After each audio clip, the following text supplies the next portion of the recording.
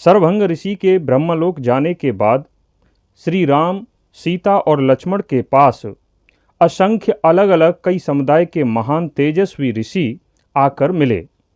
उन अलग अलग समुदाय के सभी ऋषियों ने श्री राम से निवेदन किया कि किस प्रकार वन में राक्षस ऋषियों का संहार कर रहे हैं, उन्हें नष्ट कर रहे हैं, उन्हें मार रहे हैं। श्री राम, अब तुम ही सभी ऋषि मुनियों की आशा हो। ऋषियों की हत्या करने वाले उन आताताई राक्षसों को मारकर सभी ऋषियों की रक्षा करो। वे ऋषि कहने लगे कि हे श्री राम, राजा प्रजा के उसकी आय का छठा भाग कर के रूप में लेता है, जिससे कि वह पुत्र के समान अपनी प्रजा की रक्षा कर सके। उन ऋषियों ने एक महत्वपूर्ण बात और कही।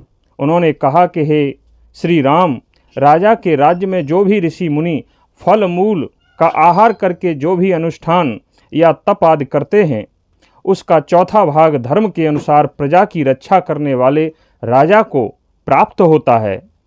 इसलिए राजा का कर्तव्य है कि वह सभी ऋषि मुनियों के प्राणों की रक्षा करे।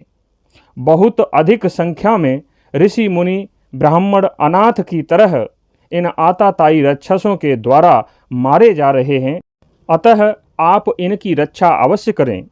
ऐसा कहकर वे सभी अपनी रक्षा के लिए श्री राम से प्रार्थना करने लगे।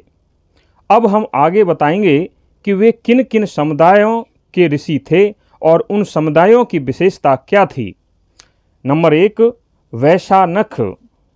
यह ऋषियों का ऐसा समुदाय है जो ब्रह्मा जी के नख से उत्पन्न हुआ है। नंबर 2, वालखिल्य। ऋषियों का यह समुदाय ब्रह्मा जी के बाल अर्थात रोम से प्रकट हुआ है। नंबर 3, संप्रच्छाल। इस समुदाय के ऋषि भोजन करने के बाद अपने बर्तन धो पोंछ कर रख देते हैं, केवल एक ही समय भोजन करते हैं, दूसरे समय के लिए कुछ नहीं बचाते।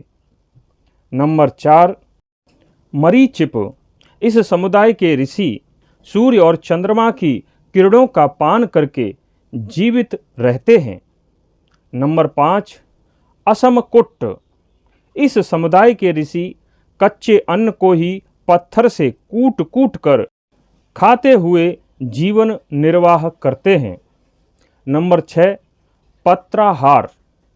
इस समुदाय के ऋषि केवल पेड़ पौधों के पत्तों को ही अपना आहार बनाकर खाते हुए कठोर तप में लगे रहते हैं। नंबर 7, दंतोलूखली। इस समुदाय के ऋषि अपने दांतों से ही ऊखल का काम करने वाले होते हैं। नंबर 8, उन्मज्जक। इस समुदाय के ऋषि कंठ तक पानी में डूबकर तपस्या करने वाले होते हैं। नंबर 9, गात्रसय्य। इस समुदाय के ऋषि जमीन पर बिना बिछौने के ही कहीं पर भी अपनी भुजा पर सिर रखकर सोने वाले होते हैं। नंबर 10, असह्य।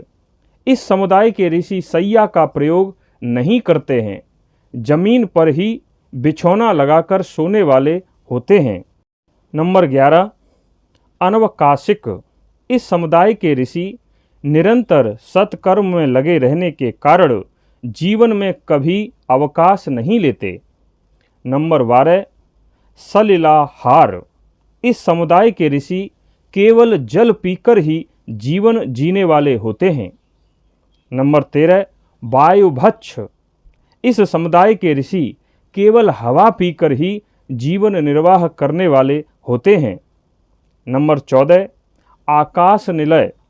इस समुदाय के ऋषि हमेशा खुले मैदान में ही रहते हैं। नंबर 15, स्थंडिलसाई। इस समुदाय के ऋषि बेदी पर सोने वाले होते हैं। नंबर 16, ऊर्ध्ववासी।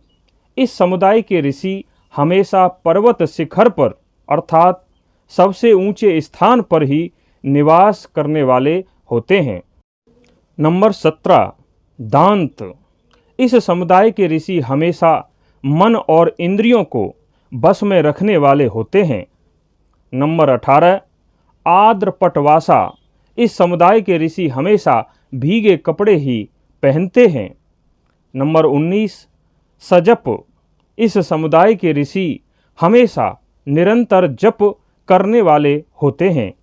नंबर 20 तपोनिष्ठ, इस समुदाय के ऋषि हमेशा तपस्या अथवा परमात्मा तत्व के विचार में स्थित रहने वाले होते हैं, अर्थात हमेशा ध्यान मुद्रा में ही लगे रहते हैं।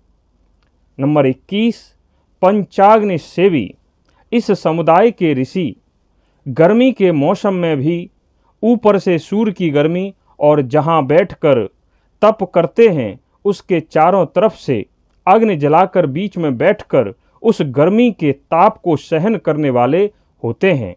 इस प्रकार हमने इन अलग अलग समुदाय के ऋषियों के बारे में आपको बताया है। धन्यवाद।